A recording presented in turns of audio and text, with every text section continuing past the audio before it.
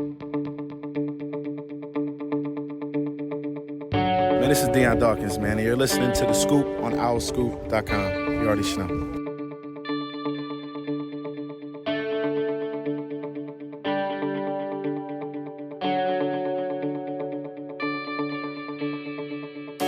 What's up, everybody? Welcome back to The Scoop, OurScoop.com's podcast. It's Season 9, Episode 14.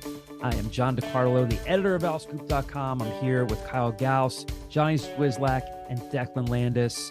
Good to have everybody here with us. We're just missing Raimier. Hopefully we'll have him next week. Have a great show ahead for you guys. A lot of basketball to talk about. Temple has 2 football games left before the season comes to a close, a disappointing season to say the least. We have some audio from Aiden Tobiason for you from my interview with him from a few weeks ago when he verbally committed to Temple. We have some audio from the Temple postgame press conference from Tuesday night after they beat Drexel. And we have some audio from Stan Drayton from his Monday press conference. A very full mailbag to get to with some funny questions, some Thanksgiving stuff too. So a lot of great stuff to get to ahead.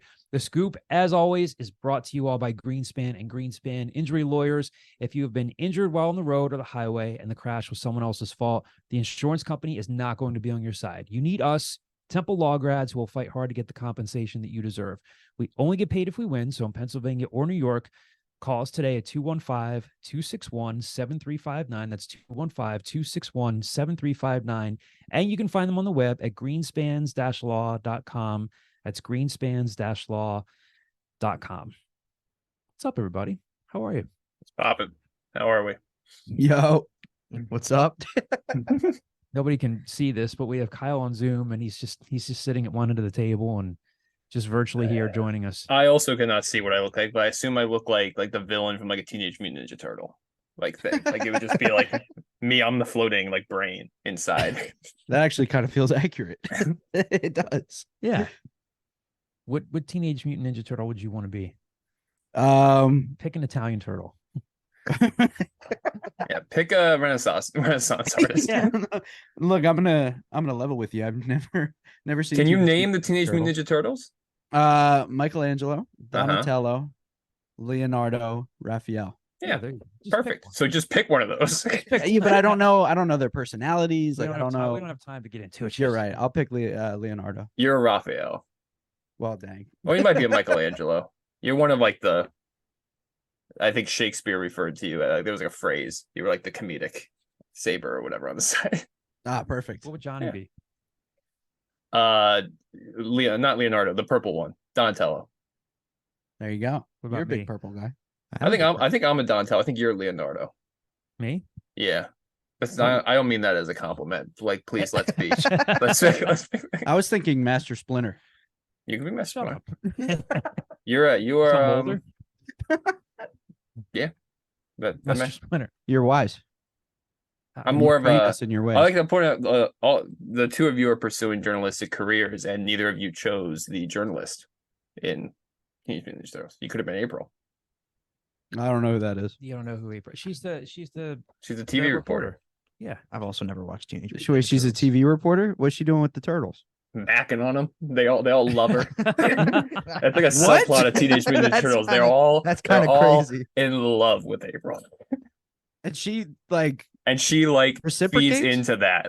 I don't think it's ever consummated, but she knows that all 4 of these genetically mutated turtles are into April. That's kind of crazy. Well, I mean, we're entering We're off Beauty to and the a Beast hell- level we're off to a hell of a start conversations here. I mean, there's got to be some ethical line they're crossing here. There's no way. Look, 90s cartoons were a different time, man. Yeah. Proof that we're willing to get into anything on this group. Good talk, guys. What else is going on other than that?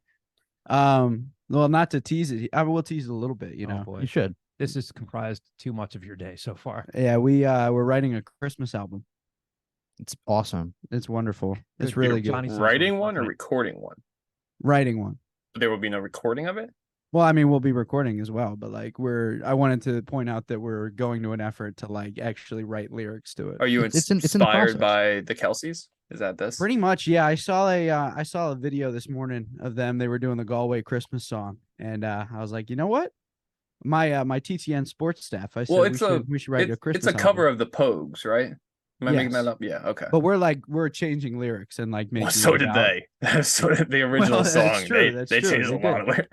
They Declan did. texted me a few hours ago and he said, "Are you busy?" And I said, "Well, I'm doing some work and I'm working on the script for the podcast." That's I not thought what this you was like an said. urgent. I thought I was like, "Are you?" I said, "Are you on your way to the office?" It's on my way there. I thought it was like an urgent matter relating to WHIP No, or something definitely else. not. He comes in and he's already at his desk. He's like, I need to play something for you," and it was at top of mind for him. So yeah, it's And I killed it. I wrote a parody of the Christmas song about our TTN sports staff, so it was very good. I just wish once you would put the energy that you put into other things into like do that for Al Scoop. Just do All it to right, Al Scoop. relax. No. I don't mean Relax.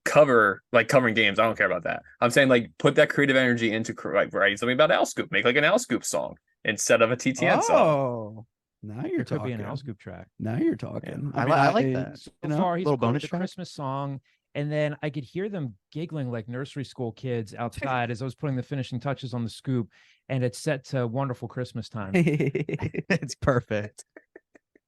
I don't want to spoil everything, for our loyal fans, but I have written an Owl Scoop theme before, by the way.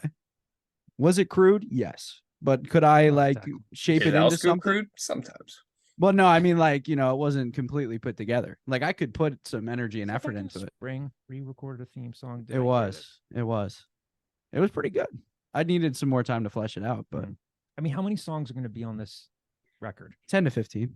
10 to 15. It's a Yep. lot. Yeah. We got That's It's a time. lot for a We're bit. pumping through them. We're moving through them. You're moving through them. You've recorded a couple tracks already. Well, I have the demo for the one song, and we're mid writing 4 right now. So, Writing. well, It's a Who's process. producing this? probably me. Johnny, what's your role in this? I'm writing a couple songs myself. I add more of like an alto voice to the track. I was trying not to laugh. So stay tuned. Stay tuned. Well, You're gonna love it.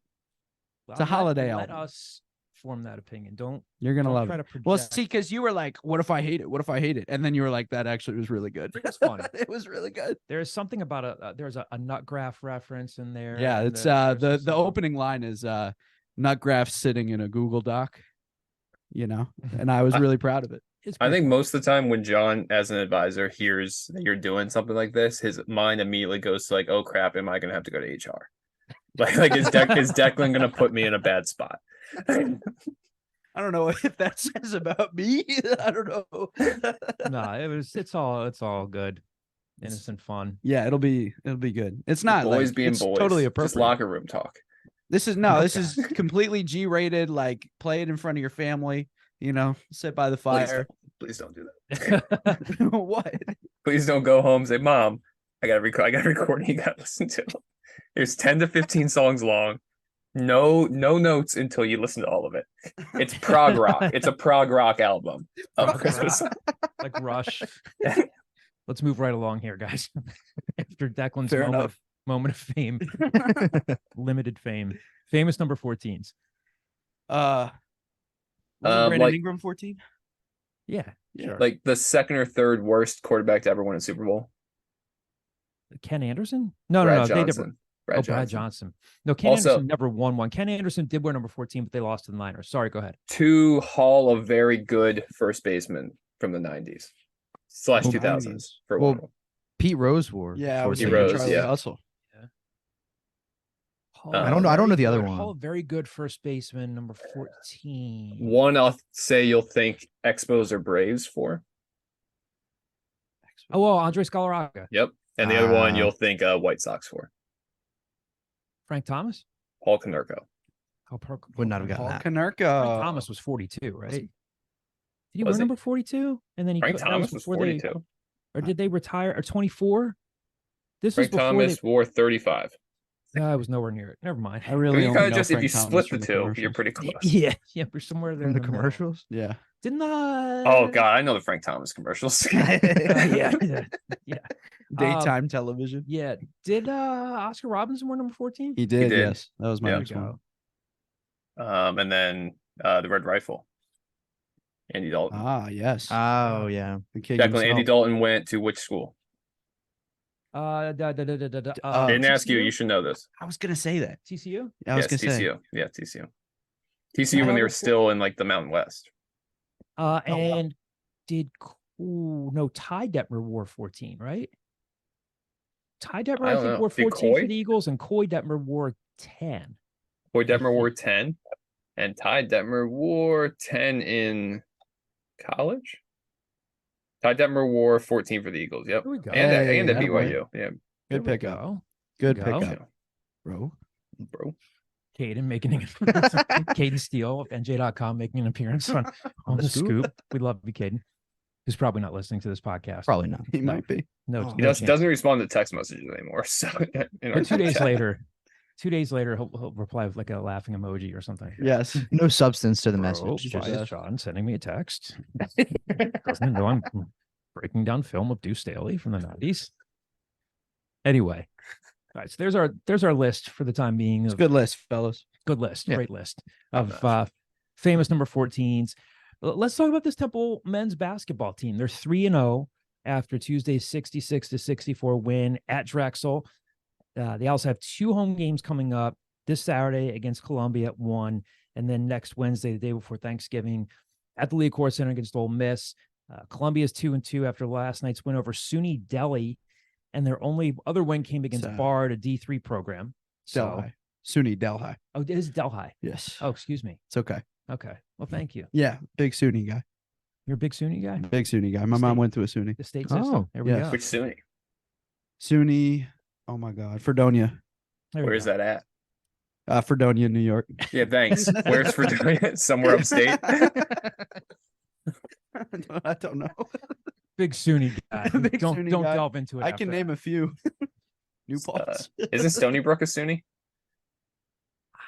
I think it is. Might be. Yeah. Maybe. Maybe. Good journalism program, Stony Brook. SUNY Anyway. Fredonia is up near it's directly in between Erie and Buffalo. Gorgeous country. So cold. So they get the lake Yeah, effect. Very but- cold. Very cold and gray. Yes. Yeah. Anyway, back to Columbia hoops. They've lost to Providence by 19. Then they lost to that Dwayne Killings coached Albany team by 3. And then Ole Miss is 3-0. They've beaten Alabama State, Eastern Washington, and Detroit Mercy. Kyle, what former Sixer played at Detroit Mercy? Rashma Parks. No. Willie Green. Yes. Very good. Yeah. Very good. Isn't he the coach Um, there now? Am I making that up? Yeah, I think he is the Yeah. coach there. Yeah. Don't be trying to test me on Willie Green knowledge. You Fight, passed. fight. Early 2000 Sixers are everywhere, man. You got Willie Yeah. Green, you got Speedy Claxton at Hofstra. Mid-major basketball is riddled with early 2000 Sixers. What's Speedy Claxton's real first name? Craig. There we go. Wow, Don't be Kyle's trying on again. his- Kyle's on. Come on. On his game today. Like mid-tier early 2000 Sixers guards right up my alley. Yes. Wait, don't you have the anecdote of going to a barber in Muncie, Indiana, and showing them a picture of Kyle Korver, yeah. Kyle Korver and saying, "Give me this." I was like, give haircut"? me this haircut. And they were like, no. It was early 2000s. It was basically like Ashton Kutcher hair in 2000s. That's I awesome. love that story. Anyway, now Ole Miss was predicted to finish 10th in the preseason SEC media poll, and of course, after those games, we're looking far ahead. A cool thing for Temple is, regardless of those 2 games, they have a chance later on this month if they play LaSalle. If they beat LaSalle, then they're playing for the Big 5 championship in the inaugural Big 5 Classic. But before we get to that, let's look as big a picture as we can get after 3 games. Where do you guys feel they are after 3 games? What do you feel like they're doing well? What are some things they need to improve upon? And is anything or anybody surprised you? Kyle, I'll start with you. They're doing well in the categories that are like water cooler categories. Like the day after a win and you're going to the office, like what do they need to get better at? Shooting free throws, they're doing well at. Not turning the ball over, they're doing well at, and they're playing defense, they're doing well at. It's like the 3 like low-hanging fruit that somebody calling it the WIP would say. So like they're good in like that aspect of basketball, which is solid because it also like travels well. Like that's kind of like slump proof when you can be like, okay, they get to the line well and they shoot free throws well. John, we were talking about this a little bit earlier. I take a little bit of this with a grain of salt just because of the level of basketball that they're playing at. But I don't know if any of you have watched Welcome to Wrexham, like the documentary thing, but the song for the season of Welcome to Wrexham is Don't Forget to Sing.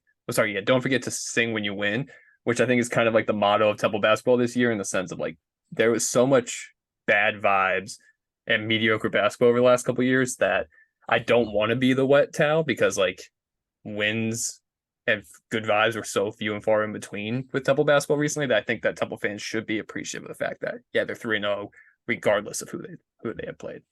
Oh, nail on the head. I think like it's the biggest thing is the energy. Like you see that the team is like playing with each other.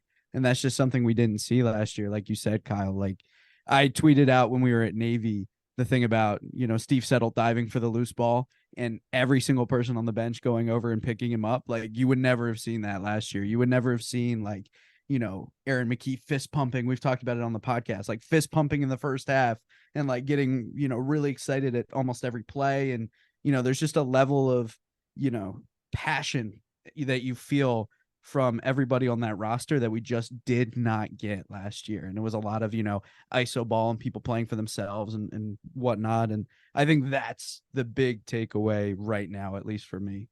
No, and I think you guys both hit the nail on the head, like you said, Declan. I think it has to do with the culture that Fisher has instilled with the T before me kind of slogan that they have. It's a little corny, but I love it. But I think like while it's corny, I think it does mean something to the team, like you mentioned with the Steve Settle thing, and that Navy press conference when asking Adam Fisher, and he kind of explained it. The players, just the way they were looking at him and the way they kind of believed in what he was saying, I think is a big thing. And while, like we've mentioned, the competition hasn't been great, I do think like the vibes are high and they're winning the games that are in front of them, which is important and something that can't be said for years past.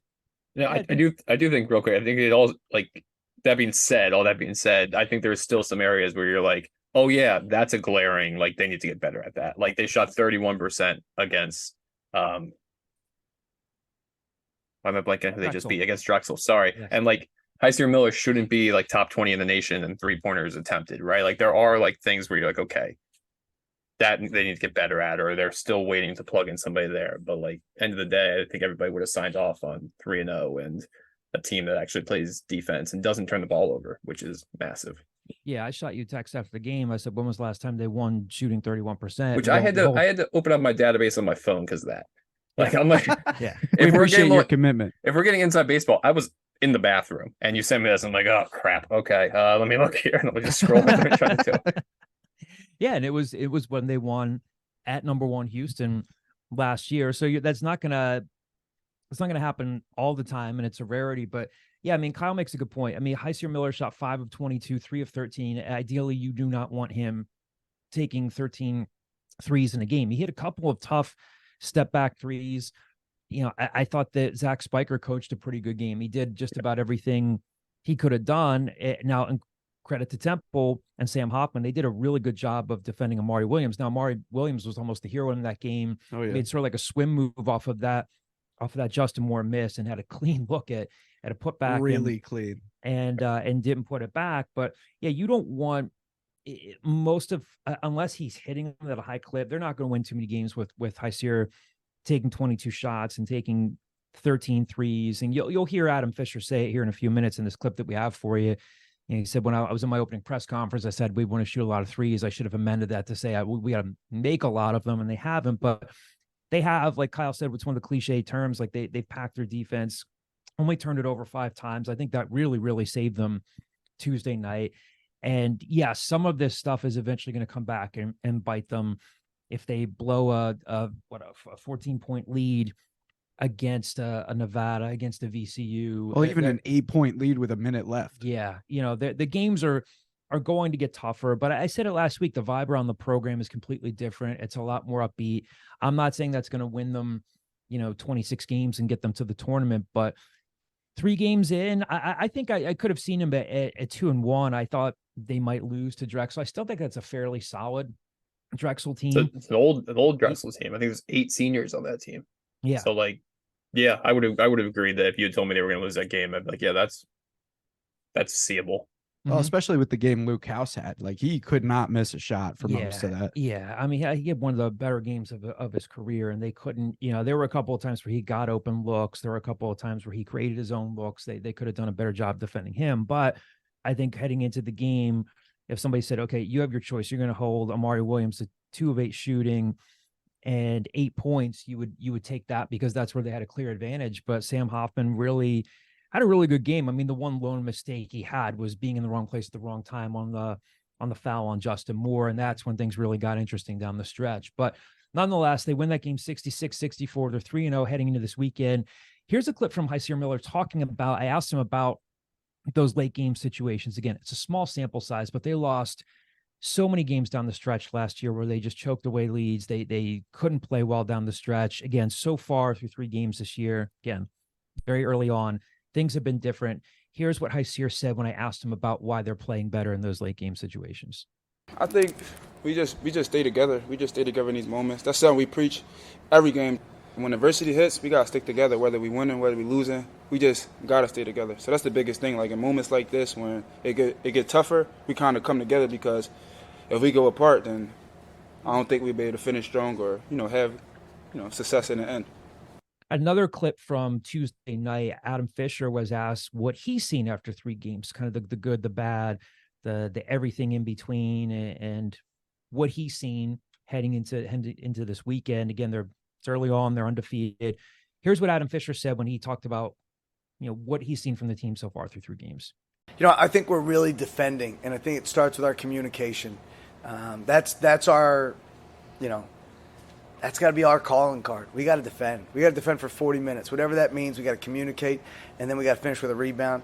I think we're doing a great job of getting to the foul line and knocking shots down from there. I'd probably like to see us make some more shots, right? You get up there at your press conference talk about shooting threes. We're shooting them. I should have rephrased it. We need to make them. So, but I'm really proud of these guys. They're taking what the defense is giving them, and no matter what it is, these guys are all finding ways to help us win. Every one of our guys did something tonight to help us win. That includes our guys that didn't play. A lot of guys prepared us for the game, and they do a great job. So it's 14. It's 14 guys helping us each night. Another clip that we have here for you guys, of course, Aiden Tobiason and Dillon Battie are 2 players from the 2024 class we've talked about at length. They signed their national letters of intent earlier this month. Aiden Tobiason, if you're a Temple fan by now, he plays at St. Elizabeth's down in Wilmington, a really good player who's been fast rising over the last few months. If you're an owlscoop.com subscriber, you can read that story on the site. This is a part of my interview with Aiden Tobiason, and it's some good stuff about how his recruitment really took off over the couple of months that preceded his Temple verbal commitment.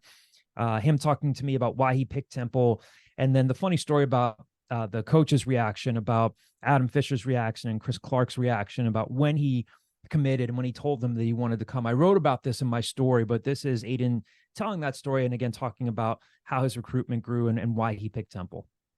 Playing for a overlooked AAU team is definitely been a little harder to get recognition, because we would play like pretty high competitive teams. We just wouldn't get the recognition because of the reputation our team had. Mm-hmm. So I say, like, through the whole AAU season, it was hard to get looks. But then once the high school live events started happening, that's when I started to get recognized, and that's where I started to come out of my shell a little bit. I really just had to keep working every day, and I could definitely say I got better every day, and I think I still am. I think that was the biggest thing, just really realizing what I have to do to get better, and it started showing on the court. So I just kept sticking with it. It worked. What was it about Temple where you said, I'm committing, this is it? Really, the connection with the coaches that I knew from the start when they came to the open gyms. I just knew I had a great connection with them. And then watching their practice with high intensity, and the players were very positive, like, through the whole practice. And it was for 2 hours as well. And I was like, I can definitely be part of this program, and I can definitely fit their style of play. And then after actually going there for the official, that's when I really started to really connect with everybody there, and even the women's team as well, which I thought was great.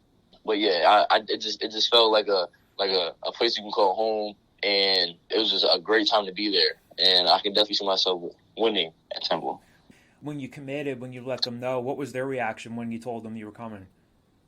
Oh man, they I remember it was we were at Steak 48, and we were outside in front of Michael Phelps' Rolls Royce because he was there.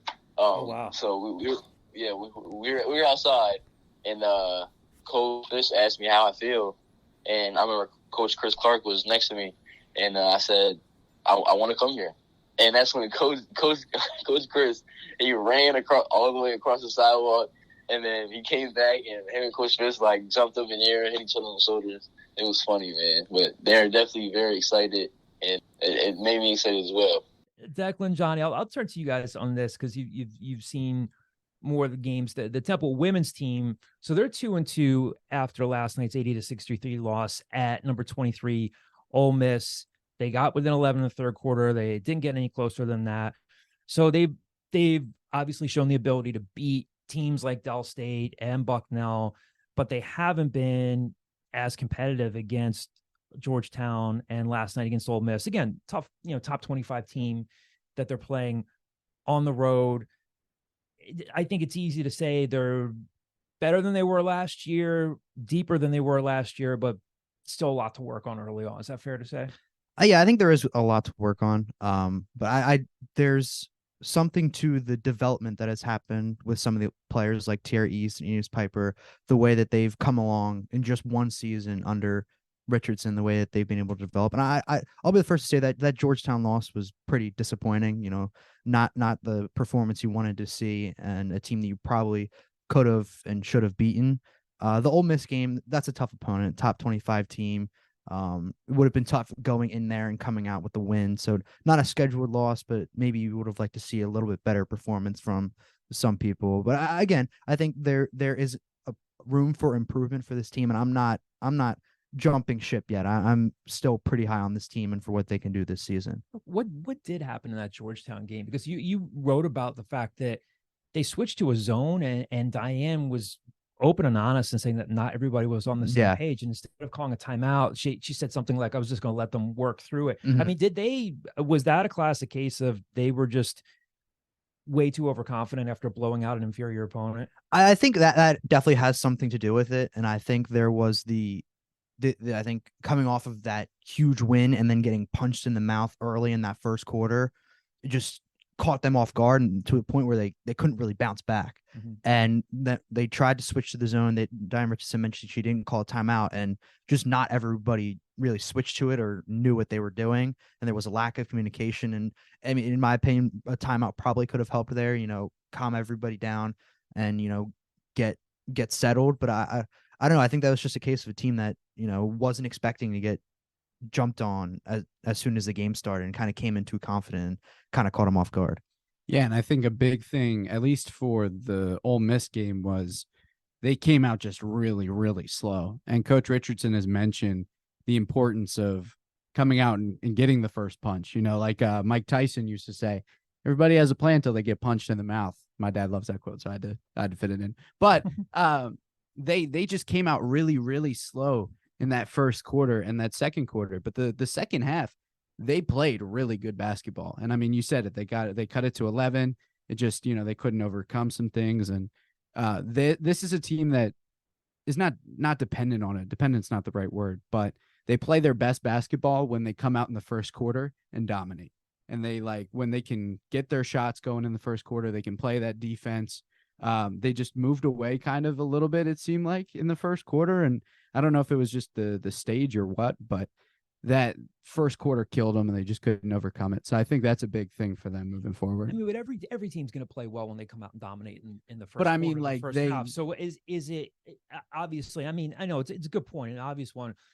How much of it is just? Sorry, damn. I mean, that's what they've said. No, but how much of it is just they are still blending together? I know that now in 2023, teams have more time to work together in the off season. How much of it is still just meshing together with a lot of new pieces? I think a lot of it. I think it's, there are a lot of scorers, which is great, but also there are a lot of scorers and they don't really know what the role is within, who is scoring on a given night. I think it's a chemistry thing. And I think that's why they started out slow yesterday, is they weren't really sure who was going to get going when. And it ended up being Tierra East, but they didn't really figure that out to the second half. Mm-hmm. So a lot of it was getting to the line and that's good. But if you can't score in the half court, then you're not going to be able to win games like that. So I think their big issue is just trying to gel and get it together, because there are a lot of really good pieces, and we've seen what it looks like when they gel together. And we just, we didn't see that last night or against Georgetown. And I think you make a good point with that. Their difficulty to score in the half court is, it seems like the games that they've lost, they've really settled for shots on the outside. They're not really moving off ball and creating open space. I think that's the big thing. Like Tierra East, while she was dominant last night in the first half, there was nobody really moving off ball and creating space for her to, generate the getting to the basket. And I think that's something that Temple is like, when they're playing well, it's when they're playing physical and they're getting to the basket. And I think that's something that they didn't really do in the beginning of the game against Georgetown, and they didn't do against Ole Miss either. All right, let's get to this Temple football team, and after that, we have a very full mailbag to get to with all sorts of stuff. So, if you're a Temple football fan, you know by now that they absolutely blew the game down in Tampa. I mean, we could say that, between the turnovers, between the EJ Warner pick six, between that last really brutal last drive where they had chances to get USF off the field and they did, and the Zymeer Cobb's late hit, the late offsides penalty, Stan Drayton looked really kind of, I mean, not that I was expecting to be upbeat and happy on Monday, but He looked fed up. Yeah. And, I get it. Like, people are going to say that's a lack of discipline. It's on the coaches. Nobody coaches up players to hit people late. And that's very dispiriting for a coach. I think when the season started, Stan Drayton probably did not plan on Zymeer Cobbs being in the game that late either way. Well, he said that too on Monday. Mm-hmm. Yeah. But a brutal penalty, a lot of mistakes. So now their bowl hopes are over. And again, they were technically still alive. Technically, they're not. Yeah, they could get in. There's not gonna be enough 6-6 teams. So after that, it goes to, I think technically JMU and Jacksonville State get in before the 5-7 teams, but there's always a possibility of a 5-7 team. Yeah. But you've got, so obviously they're down at Birmingham at UAB this Saturday, and then they close out against Memphis, and I just don't see them beating Memphis. I think the Saturday is a very winnable game, but again, they've had winnable games and they end up beating themselves. This UAB team's 3-7 overall, 2-4 in American Athletic Conference play. They're coming off a 31-6 loss at Navy. They've been outscored 104-58 in the fourth quarter. They're not finishing well. I mean, they've got a pretty good quarterback in Jacob Zeno. He's a Baylor transfer. He's got good numbers, although he did not play well, wasn't protected well last week against Navy. He was sacked 4 times, threw 2 picks. He was 25-36. They've got a good running back in Jermaine Brown, but again, it's a beatable UAB team. UAB's favored. After everything we've seen, what are we feeling about this game? I mean, is this, again, I think it's a game that Temple could and should win, but how many times have we said that this season? Kyle, I'll start with you. Yeah, I mean, the fact that UAB is favored doesn't surprise me because Temple hasn't earned that benefit of a doubt, like, in any aspect so far this year. So, like, even if, like, talent-wise and even performance-wise, they're on a level playing field, I think Vegas is just showing, like, well, Temple might find a way to Temple this. UAB, turns out it's not a good idea to hire a high school defensive coordinator as a defensive coordinator. Their defense is awful. Like, I agree that I think there's some similarities maybe even between Temple and UAB in the sense they both have pretty good quarterbacks. They give up a lot of points. The big differences to me is, like you talked about, UAB gives up a lot of sacks. I think they're bottom 20 in the nation in giving up sacks. Total defense, they're bottom 20 in the nation in total defense. The biggest difference, I think, is EJ Warner's ability to get rid of the ball quickly, which is something that UAB hasn't shown the ability to do. Right. This is back-to-back weeks where if everything was equal, you would go, okay, Temple should run the ball 60 times against UAB because they give up a lot on the ground.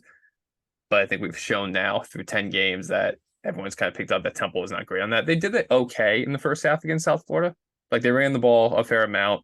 They were successful. I think it was like the third or fourth best rushing game of the Stan Drayton era, which is concerning when it was only like 105 yards. But I think this is just going to be the typical Temple game where it's EJ Warren's going to throw the ball 50 times.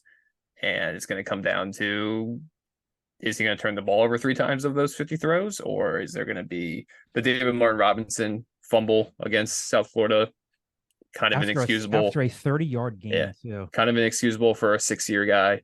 The Zymeer Cobb's late penalty is obviously completely inexcusable. But I think it's you're going to be able to tell if Stan Drayton's lost the locker room with this game. I'll tell you that. If they go out there and they just completely lay an egg, and you see guys just going through the motions, and they're not tackling through, and there's just there, and because there's nothing to play for at this point, then that's not a great sign for the future of Temple football. If you see guys go out there and they're still putting helmet on ball, and they're still hustling, and they're still kind of playing for the underclassmen or even the upperclassmen in that sense, like you want to send them out on a good note, then there's a hope. But yeah, I think this will be a very telling game one way or the other for the Stan Drayton era. Yeah, and I don't think that this is I think it's a very fair point. And I think that people are going to, if they hear you say that, Kyle, they're going to say, well, is this has this taken on a Rod Carey situation? No, I didn't mean that. Yeah. And I think that Stan is a heck of a lot more appreciated and respected in that facility and in that locker room. But I think that's a very good point. I think that this is a winnable game. Look, I mean, anything's possible on any given Saturday. We'll tailor that for college football instead of any given Thursday or Friday, any day of the week. It's some action. But no, I would expect them to go out and say, look, yeah, this is a game that we could win and should win. I do. I think it's a bad sign if they go down there and they're turning it over 4 times again. And, if you're talking about the offensive line, if you're talking about UAB's offensive line versus Temple's, I think Stan is always pretty fair. Like, he knows that EJ Warner does a good job of getting rid of the ball. They didn't give up any sacks last week. Now, Chris Smith was playing for the first time at left tackle because Melvin Siani was out. Luke Watson was out. Didn't give up a sack, but I think, Stan will be the first to admit, like, they could be better. EJ still got hit too much, but a decent sign that he was able to go in and be competent enough week after week. Guys are day to day. We don't know who's going to play on that line. Rich Rodriguez is basically playing on one leg at this point. I mean, he really toughs things out, but he's been banged up in almost every single game. But I think this is going to be a really, really interesting game. I know people are kind of like looking ahead to basketball now, and they're not as much into thinking about a road football game. But let's throw this out there for predictions. What do you have? Well, Declan, I'll start with you. I think if the defense that played in the second and third quarter shows up, they have a chance at winning. But I just think the UAB probably wins this one. And at score, I'll give you 28-21 UAB. Johnny? I think this is going to be a little more high scoring than you, Declan. I also don't have Temple winning. I've kind of moved on from predicting. I feel like every time I predict them to win, they lose. So I'm going to say 38-31 UAB. Go ahead, Kyle. No, you got. I got Temple 31-21 in this game. Oh. I think they're going to win. Gotcha. I think they have to win. And when I say they have to win, I'm not trying to be overly dramatic. They're not. Look, Kyle said technically they could. Look, if they win Saturday and then they beat Memphis the day after Thanksgiving, then that's a really nice way to close out what has been obviously a very disappointing season. But I think, again, Kyle makes a great point. You have to go down and win this game. I think it's a bad sign if they go down there and lay an egg. I mean, if UAB just plays lights out football and Temple plays lights out football too, which I doubt, like you typically don't see like two teams are struggling like this, like just playing mistake-free football, but they have to go down there and play well. I just see them winning this game. I see 31-21. Again, that's not me saying like, oh, they've been much better than people think. They've gotten an unfair shake. No, this has been a bad season for them, but I think they're going to win Saturday. Mm-hmm. Yeah, I think I agree. I mean, UAB's bad. I don't care what their record says. If they're 3-7, just like Temple. I think UAB is bad. I think they kind of got exposed a little bit in that Navy game. If this was at home, I think Temple wins this game like soundly. Mm-hmm. But it being on the road, it being in Birmingham is interesting-ish. I say Temple wins this 34-24. If Temple is unable, like if Danny Langsdorff is unable to scheme his way past a high school defensive coordinator, then there's other bigger issues here. So again, I think Temple wins this, probably gets smoked against Memphis, and enters the offseason slightly better than they were last year. Did a younger Kyle Gauss ever start current UAB head coach Trent Dilfer on a fantasy football team? God, no. No chance. Not even as a waiver wire pickup? No, I think that was. Did you? I don't know. I No. just had something go through my head. I didn't play a 2-quarterback league until I was in like my early 30s, so there was no scenario where I would have streamed a Trent Dilfer. No, I'm saying like during a bye week, you got to pick up somebody. No. The fact that you're questioning this, it tells me a lot about your fantasy football It's prowess. okay. I'm just looking for validation. Like you couldn't have found in the second anybody round, else. right? Yeah. I just want. That's a bad pick. He did win a Super Bowl. There you go. No, Javon's gonna hear this and just freak out that you're giving Trent Dilfer credit for winning a Super Bowl. We did mention earlier in the pod the clip of from Monday of Stan Drayton just lamenting everything that went wrong on Saturday, and he's now the coach who is trying to walk the line between it's on me and it's also on the players. And you'll hear him saying here, why would you do that, when he's talking about Zamir Cobbs in the late hit. So here's the clip that we were talking about. You know, I just think it was a lack of situational awareness there. I mean, here's the deal, right? They start that drive with 7 minutes plus 7 minutes on the clock, and so we're thinking that we're going to get a stop and another opportunity to get the drive back. That should be a 2-possession football game with 7 minutes left on the clock. You get them down 3rd and 13, okay? Why would you do that? Like, why would you do that, right? Like, what in your mindset tells you that is the smart thing to do? And I just think that there is a lack of situational awareness that took place right there, right? Maybe it's him not being in that situation. You know, normally he's our second team guy who's normally not in those pressure situations, but, you know, that's an excuse, right? That's an excuse. I mean, if you're in a meeting room setting and you're learning from the guys who are put in those situations all the time, then you should be learning from all of our mistakes as a football team. And, you know, man, you know, it's hard to find an excuse for that. It really is. So, no, we just got to be better. Situationally, we got to be alert, aware. They were slowing their offense down to take time off the clock. You got to feel that as a defensive player. You know, so what's the most important thing? The football. Key the freaking football. Your eyes are on the football. It's not about a hard count. You should know we're going to get hard counted. You should know they're trying to keep our offense off the football field. And I think that needs to be better articulated from our coaches maybe on the sideline, you know, but it has to be better received by our football players who actually got to go do it, you know. And so there was a disconnect there, and we got to address that. All right, let's get to this real quick. I do want to give a little credit. I think maybe the bar was a little low. I think that was the best Everett Withers performance of the season. They blitzed more. They were able to get pressure. They held him without any offensive points in the second half. I think there was a little bit of progress there on the defense. It's just towards the end, you start seeing guys that shouldn't be in the position to make plays like that, being forced to make plays like that. And it blows up. And it's we did say that Demaryick Morris, we were told that he was starting to practice. Yeah. He made the trip. He was down there. He went through pregame warmups, did not play. Again, he could still technically play in these last 2 games in red shirt. Yeah. So something to keep an eye on for Saturday. We'll jump into the mailbag here. A lot of stuff from Twitter, a lot of stuff from the message boards. Thank you all for submitting questions. It's always a fun part of the show for us. First question here comes from Twitter from Will Howell. His Twitter handle is mdub20.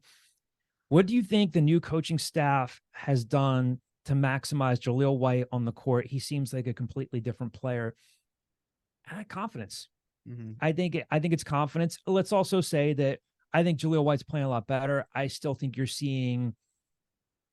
I'm not pinning this all on Jaleel White, but there are still times when Jaleel White gets to the rim and doesn't finish. There are still times where Hysier Miller gets to the rim and doesn't finish. I think if they took that step in their game, I think this is a 10-point Temple win. I will say he hit that one elbow jumper that he made and knocked down. He's not even really taking that shot last year. So he hit a 3 against Navy too. Yeah. And the short answer there, confidence.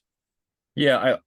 I don't want to be the wet towel, but I'll also say if there's any game that Jaleel White's going to be like good against, it's against like Navy, where you are just a better athlete than anybody else on the floor. So he probably had an advantage in some of these games just from his physical size. So let's see how it plays out over a full season. But yeah, I mean, he looks more confident. He's also just an older guy at this point, right? Him and Hysier have to be the leaders of this team. So they both stepped up in that role so far. What's the difference between a wet towel and a wet blanket? Oh, John, I don't know. Probably me just mixing up my analogies. But yeah, whichever one you want. Wet towels, wet blanket, you gotta dry that. Okay, you gotta put that in the dryer. You're gonna get mold. You're gonna do all these things. Wet towels, you can hang it up, air dry them, let them do their thing. There you go. Well said. That's very well said. Well Did I say said. wet towel? I think I said wet towel twice in this podcast. You have said It's twice. okay. Yeah. Whatever. It's spicy. It's good stuff. Yeah, that is great stuff. Way to switch it up. It's all deadly. Next question, also from Twitter, from the Twitter handle Off the Hook 3. This cracked me up. It's the year 2100. John has long retired, and Declan is running the scoop from his nursing home. I would like to add that by 2100, I wouldn't. Long dead. I'd be dead. Long dead. Well, Unless maybe We're all dead at this point. Yeah. Virtual reality football is now the number one sport in America, and Temple is once again ranked near the bottom. Do Temple fans still complain about the lack of investment from the board of trustees? That's more just comedy than By anything that else. point, I would think the board of trustees is just a series of AI robots, and they've already just put Temple out of its misery. Yeah. Chat Like, GPT. yeah, The algorithm has decided that Temple virtual football. Bad How old are you expenditure. guys in the year 2100? 98. 98, yeah. Yeah, you're You dead. guys could be alive. No, you're dead. No, I've said- I have You a, underestimate me, Kyle. I have a history of heart disease in my family. Gone. I'm not making Gone. it to 98. Johnny's just sitting there playing Connect 4 and eating the pieces. Get away from me. It was my turn. Anyway, next question from Glenn. The Twitter handle was Owls72. His question just says Miller's usage rate was to come down, correct? So I'm assuming that Glenn is asking, were we to assume that Hysier Miller would not have to play 35, 38 minutes a game, take that many shots in a game? I don't know that was ever really a great assumption, because they don't really have a great backup point guard right now. Now Jaleel can handle the ball. Shane Dezzoni can handle the ball. I don't think Shane played a single minute on Tuesday night at Drexel. Again, like, different guys can bring the ball up the floor. Jordan Riley can do it, but no, I don't know that his usage rate was ever going to come down. Sure, in a perfect world, Adam Fisher would say, like, he would have loved to have come into the season and said, yeah, Shane Dezzoni really looks ready. I think that they look at a guy like Quante Berry as really talented, but he just needs more time. He's a redshirt freshman. He's still coming off a hip injury.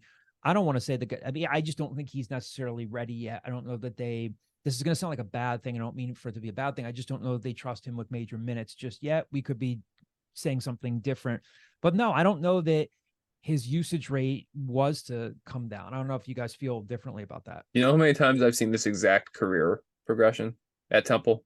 So many times. Like 7 times. It's always like junior year point guard progression. Like you see it, you saw it with Will Cummings. Like, you become a starter as a sophomore, but like you're not really the guy yet. And then your junior year, you have to like take that step. Even You Luis saw it with Guzman. Louis Guz was a little bit more delayed on that. Or like Ramon Moore, not a true point guard, but like same thing. Like, carves out big things. So like, no, I always expected him to have to take a step for that. Whether that translates to more wins or not, I don't know. But like, I always thought just like individually he had to take that step for junior year. So this is, again, I don't think he should be taking 22 shots a game. Like, I think that's an outlier that will work itself out. But no, that's not surprising to me. All right. This next one I enjoyed because I'm going to justifiably poke fun at myself on this. So our friend Varun Kumar, who has written for us in the past, submitted this Twitter question: dinner with Jay-Z or 50K? Number one, did not realize that this was a thing that had been going on. Isn't the question more than 50K? Like, the thing they put out, it's 500K. Yeah, those are very different numbers. So I'm going to sound like a complete horse's ass after I say this, but might as well be honest. Number one, didn't realize that was going around on social media. No, Number two, just assumed that 50K was like a new artist or. Oh no! So I looked it up. 50 Cent really upgraded. Oh no! Varun texted me. He said, "I think this is my finest mailbag question yet." And I said, I had to Google 50K, and he goes, "Oh no, John. Oh no, John. 50K is not a person." Oh no! Like, well, now I've got something to talk about on the pod. Oh my God! I could sweep that under the rug, Oh man. but I'm a man. Yeah, I'm good a for man you who's for gonna be owning it, honest. but Stand on holy business. crap. I know. Oh God. Oh no. John, you're not I'm beating just the hoping- allegations. I'm just You're not hoping beating that the allegations today. Oh. Do I want to know what the allegations are against John Just that DeCarlo? they're like, oh, he's old. Yeah. I don't think you guys fully comprehend how old John is sometimes. Like, I am old compared to you guys. He is old compared to me. Like, there's like another degree there. But he's still sharp as a tack, It's just Oh, internet yeah, culture, You- not as not as up Look, to date, and that's okay. Occasionally, okay. we just have to send somebody over there and make sure he didn't leave the oven on. Like, it's fine. Like, all right, John, we're just tapping. Is there Wait a second. Wait a minute. Is there a burner on? Is the car running? Did he give his social out to somebody? Oh my god! Yeah, Oh, why, geez, John? John. You don't have to pay the IRS and Target gift cards. I don't know how many times I have to keep telling you this. No, John, you did not have a package that didn't arrive at the facility.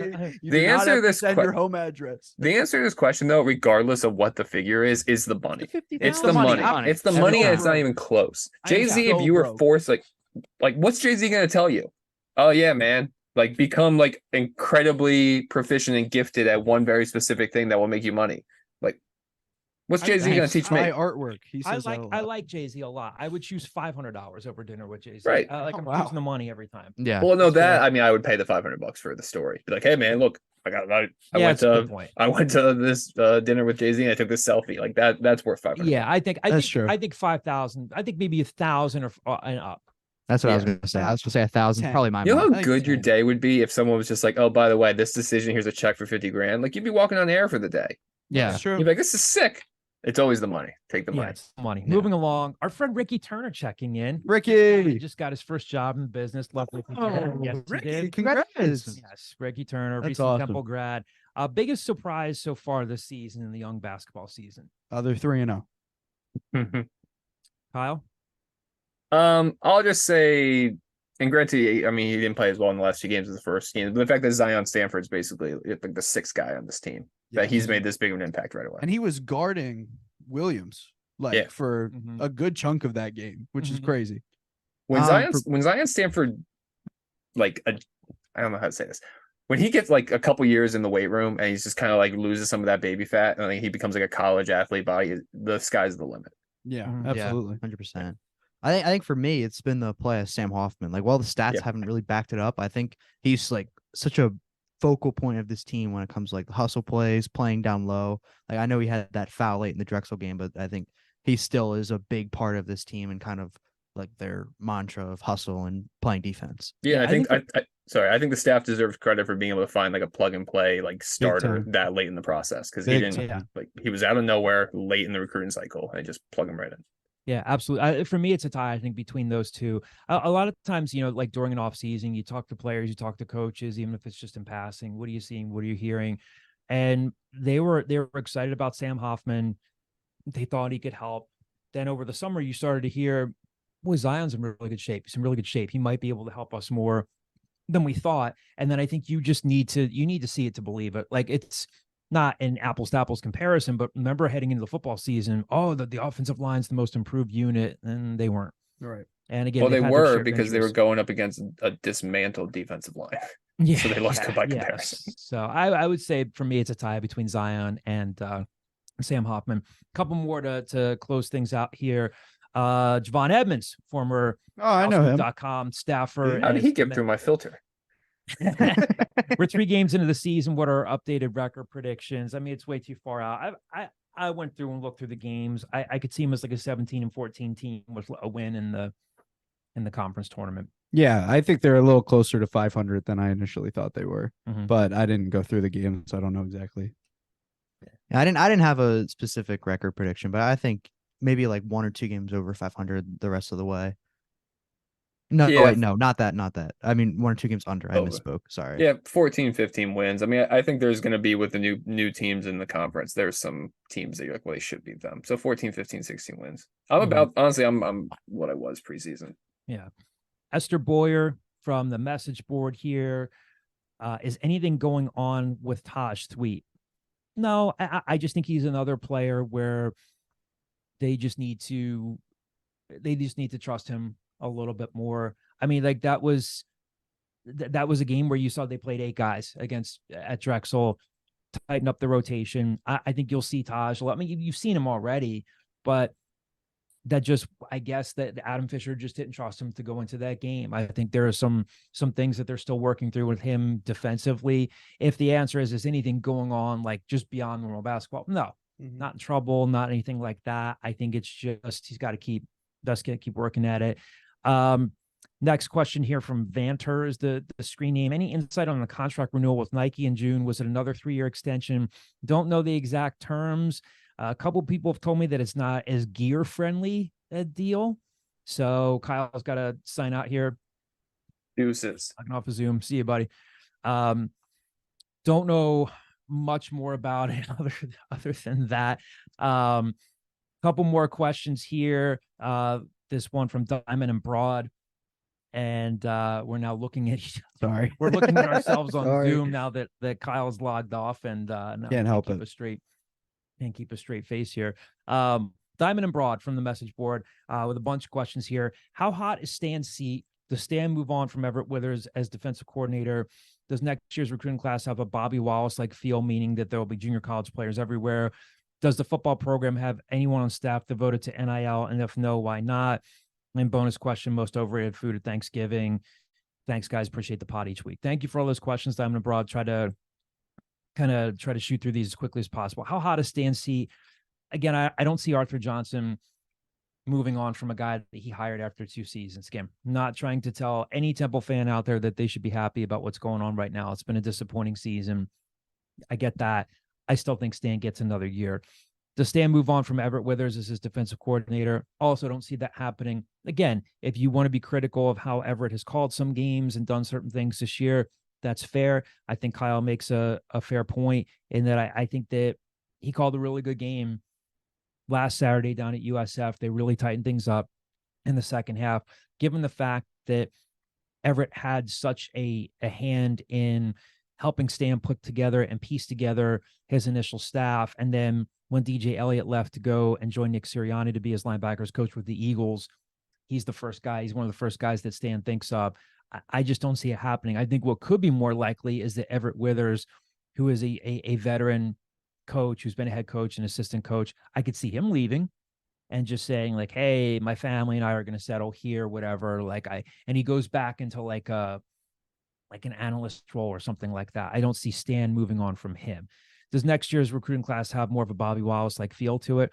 It could. I mean, I think that they're probably from, sourcing this as much as I can through talking to numerous people. I think that they might, if they can get them, sign maybe 2 or 3 more high school guys. And I think the rest of it is going to be portal heavy and JUCO heavy. We did break the story about last week or a few days ago about them getting a verbal commitment from Sultan Badmus from a high school, from Bowie High School down in Maryland. I'd be surprised if you see them get 5 or 6 more high school verbal commitments. So different set of circumstances than that Bobby Wallace. Again, if you're a longtime Temple fan, Bobby Wallace had to go to a lot of junior college players when they knew that they were getting kicked out of the Big East and the future of the program was up in the air. And Bobby Wallace didn't want to go out and talk to high school players and try to lie to them and guarantee that they were going to have a program for 4 years. I think that they're going to have more junior college players and transfer portal players for different reasons, and that they're heading into year 3. I think we talked about last week, and these coaches aren't stupid. They know they have to start winning, or their job performance is going to get called into question. Does the football program have anyone on staff devoted to NIL? And if no, why not? I don't believe that they do. Why not? Good question. They need NIL help. Don't know much more to say other than that. Bonus, most overrated food at Thanksgiving. Turkey. Yeah, it's either that or mashed potatoes for me. I'm right there with you. Yeah, and I know it's kind of like the trendy thing to say, turkey's overrated, but I do find myself eating turkey more in the days after as a leftover. I like turkey as a leftover. Those little Hawaiian rolls, The King's Hawaiian. The King's Hawaiian rolls. Delicious. Little turkey sliders. I almost like those more Then I like actual turkey on Thanksgiving Day. Interesting. I like that. I think turkey is a very underrated like leftover. Like I like it after. Mhm. I don't like it on the day, which might sound weird, but like I don't know. Like I like some of the sides more than I like the actual turkey on the day. It's a vessel for gravy. A vessel for gravy. Yeah. That's that. I feel like that's like Big I gravy feel like guy. that's 80% of the Thanksgiving food. Very, Yeah. very nautical and very eloquent of you. That was good. It's a vessel for gravy. Oh yes. Sail the 7 seas, gravy. God, I knew that was a mistake. You're going to dive into it. I might get into character. Yeah, you know, Sound one like day, Quint in Jaws. I'm gonna be a character actor. You're gonna be, you're gonna be eating your words. It's gonna happen. I'm not. There are no words to eat. I'm not doubting you. Yeah.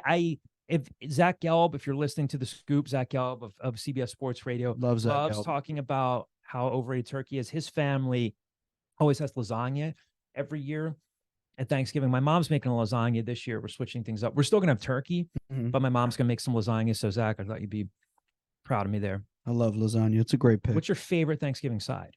Stuffing, probably either stuffing or sweet potatoes. My man. Stuffing and sweet potatoes are the two best things easily. It's not even close. You awkwardly looking at Declan going, my man. It's just amazing. Yes, I love stuffing and sweet Yeah, I potatoes. eat way too much stuffing. Yeah, it's so and good. that's what gets me in trouble first. Yeah. And we'll go sit on the couch, watch whatever game is on, sort of nod off, sort of Mhm. pretend to hear what everyone's saying Nice. in conversation, not being a good active listener, sort of nod off, and then wake up, get my second win. And I'm like, okay, now I need to go back for some of the other sides. I will say though, real quick, underrated cranberries. I feel like a lot of people hate on cranberry. No, cranberry sauce is good. Yeah, but a But lot of people hate on You it. guys do like the natural cranberries. You don't do like the cranberry sauce out of the can and cut it up into little slices. You I do. dabble in both, my friend. I dabble in both. There's no limit. No limit. Dabble in both, my friend. Why stop? You know? Do you have a favorite? Oh, well, yeah, stuffing you said is your favorite side. Yeah, stuffing or sweet potatoes, I think those are the two. Yeah. Are you guys depends. at all partaking in assisting your families with any of the preparation? Or are you just being degenerate sons and sitting back and I do a lot of the else? cleaning. I'm usually like the runner. Like if there's There like you a go. last minute thing that needs to be like you got to go to the grocery store. We need to get like this, like more napkins or more like stuff. I'm the runner. I don't cook. I don't try to even come close to the kitchen when it comes to that Does your scenario. family know that you're a skilled cheesesteaksman now? Well, see, that's the new thing. I mean, I can make a cheesesteak, but that's not really a Thanksgiving. You should food. make Yeah, a but could that be turkey transferable cheesesteak. skill that you could say. Probably not. Turkey cheesesteaks. I The way don't you're like wearing your sample. hat right now, by the way. It's just the way Declan kind of put it on my It's head actually halfway my through the head. pod, Okay. and I haven't moved it. I do no idea what I was gonna say. Great. Oh. My fault. It's Oh, you're like petering out like a wind-up toy now. yeah, my It's 4:38 p.m. and you're just brain winding hurts. down. I've only been up for 4 hours. We usually go to my uncle's every year, and they also have 5 kids. So there's a lot of people in the house, and I usually do the dishes because once we get there, we go up to Williamsport, so it's like a 3.5 hour drive, and everything's already cooked by the time we get there. So what I do is I clean because I feel like that's giving back in a small way. So that's how I That's good. justify it in my head.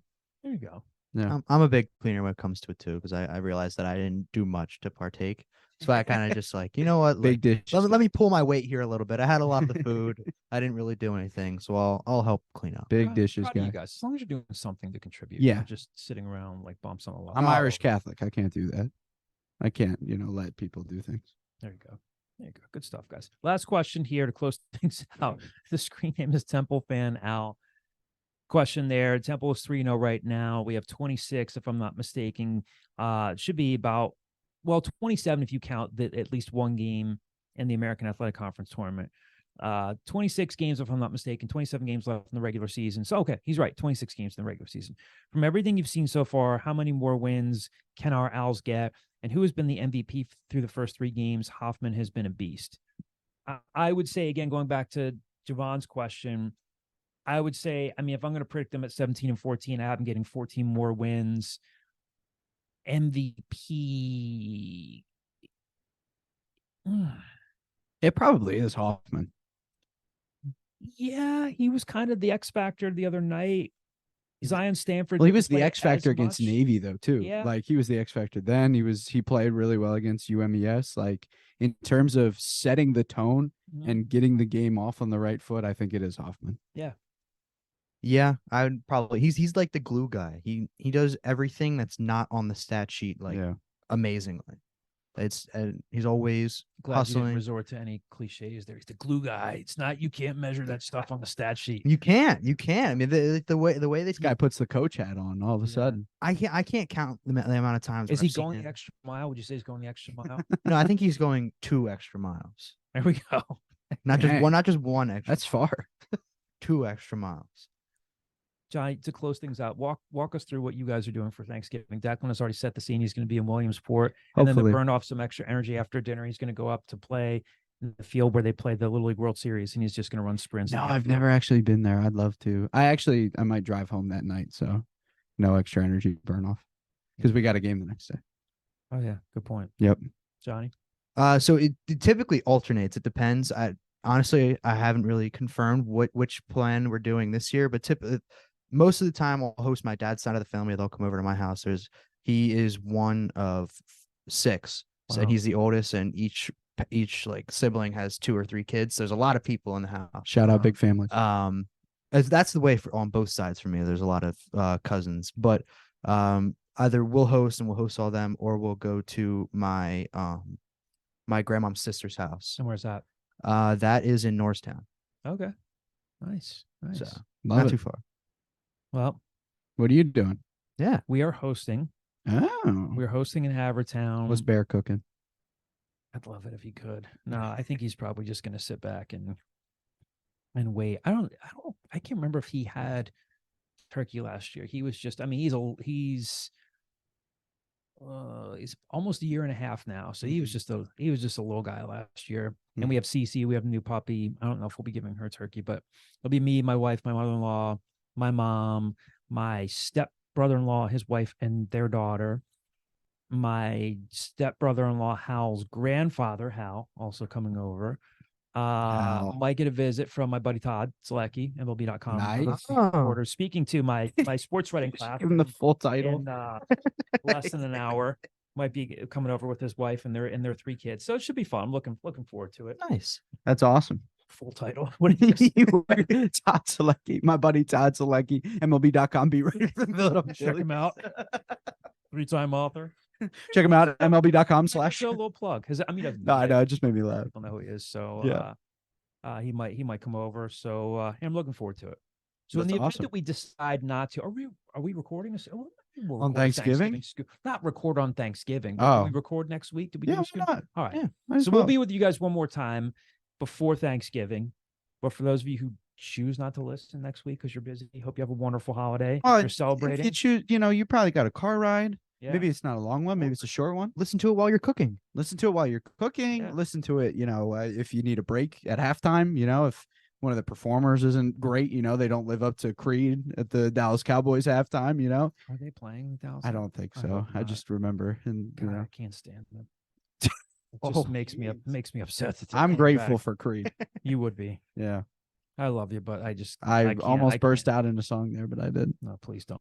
Please don't. Anyway, for those of you who we don't get a chance to connect with, have a wonderful Thanksgiving. Those of you who are going to be listening next week, we'll talk to you once more before the holiday. Thanks for tuning in again. We'll talk to you soon.